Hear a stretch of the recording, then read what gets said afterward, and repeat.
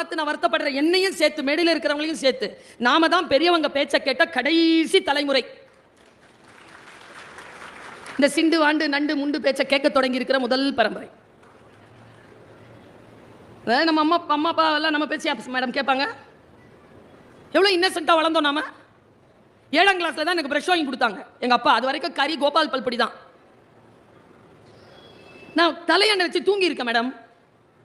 எப்போ காலையில் விடியும் பிரஷ் யூஸ் பண்ணலான்னு. எனக்கு அப்போ என்ன தெரியல தெரியுமா? பிரஷ் தானே நைட்லையும் தேய்க்கலான்னு தெரியல. எவ்வளோ இன்னசென்ட்டாக இருந்திருக்கேன். 12 வயசில் அவ்வளோ இன்னசென்ட்டாக இருந்ததுனால தான் 45 வயசு கடந்து இவ்வளோ ஞானமாக பேசுகிறேன். அப்போவே எல்லாம் தெரிஞ்சிடணும் பிள்ளைக்கு.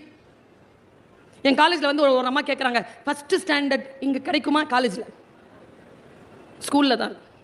அந்த ஸ்கூல் நல்ல ஸ்கூலா? எங்கள் ஸ்கூலு. போய் பாருங்க மேடம். ஃபஸ்ட் ஸ்டாண்டர்ட்க்கு நீட் எக்ஸாமுக்கு ப்ரிப்பேர் பண்ணுவாங்களா மேடம்? நான் என்ன சொன்னேன் தெரியுமா? ஃபஸ்ட்டு ஸ்டாண்டர்ட்க்கு நீட் எக்ஸாமுக்கு ப்ரிப்பேர் பண்ணால் உங்கள் பாப்பா லூஸாக போயிடும். ஒன்றும் விளங்காது. குழந்தையா இருக்க விடுறோமா? முதல்ல குழந்தைகிட்ட பேச தெரியுதா? ஆளுமையான குழந்தைகளை உருவாக்க வேண்டும்னு நினைக்கிறோம். ஆளுமையான குழந்தை எப்படி உருவாக்குவீங்க? என்கிட்ட விடுங்க 10 நாளைக்கு. கத்தி இல்லை, வயிற கத்தியா மாற்றி கொடுக்குறேன்.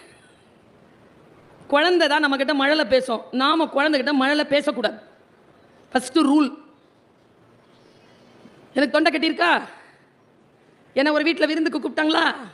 நான் போனேன்னா சாப்பாடு டேபிளில் சாப்பாடு வச்சுட்டு அந்த விருந்து தந்த ஓனர் சொல்கிறார், மேடம் பேசுங்க.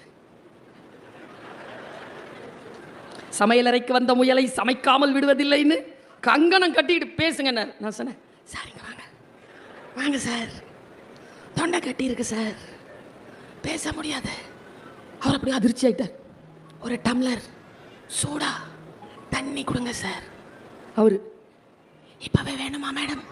அதுக்கப்புறமா, ஓ எனக்கு தானேயா தொண்டை கட்டி இருக்கு, உனக்கு நல்லா தானேயா இருக்கு, நீ பேச. குழந்தை தான் நம்ம கிட்ட மழலையில பேசும், நீ திருப்பி நல்லா பேச. நமக்கு தெரியவே மாட்டேங்குது. இதுக்கு தான் லேட்ரல் திங்கிங் வேணுங்கிறது.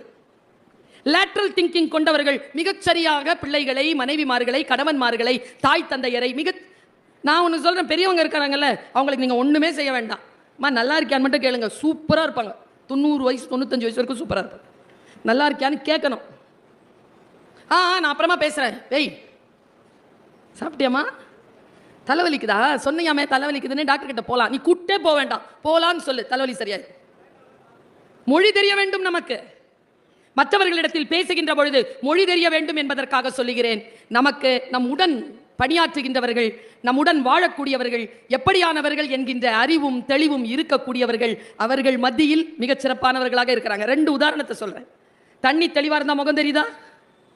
கொதிக்கிற தண்ணியில் முகம் தெரியுமா?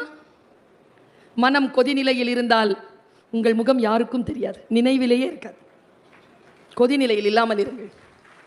என் காலேஜில் ஃபஸ்ட் இயர் ஹிஸ்ட்ரி படிக்கிற பொண்ணு குறிஞ்சி பாட்டு நடத்திட்டு இருந்தேன். குறிஞ்சி மலை சார்ந்த இடம். கூடுதலும் கூடுதல் நிமித்தமும் பிள்ளைங்களுக்கு விளங்குற மாதிரி சொல்றது சொன்னேன். கல்யாணம் ஆனால் எங்கடா போவீங்க ஃபர்ஸ்ட்னு கேட்டேன். ஆன்சர் தேன் நிலவு மலை அப்படி வரோன்னு நினைச்சேன்ப்பா. எழுந்திருச்சு பதில் சொல்லிச்சு, தனி கொடுத்துடும் மேடம். எங்க ஒத்த புள்ள பெற்று வச்சிருக்கிறேங்க நான், பையங்க.